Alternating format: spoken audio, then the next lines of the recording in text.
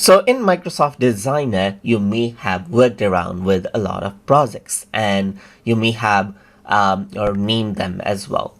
But if you want to go around and access them, then from the home page right here, you can simply click on the recent design text right here. So once you go around and click, what happens is that you get access to your recent designs right here. And you can go around and access out your recent designs that you worked with right here. Let's say, for example, I want to work around with this fresh idea document right here. And once you click on it, that particular design will be loaded out.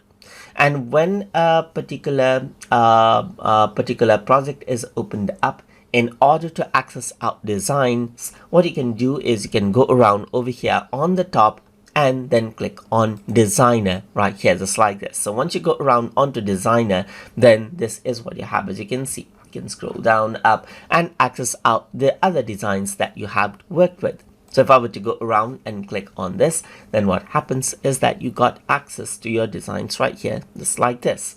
So that is how you can go around and access out your projects inside of Microsoft Designer that you've worked with. So I hope you guys learned something as always. And as always, please like, comment, share, and subscribe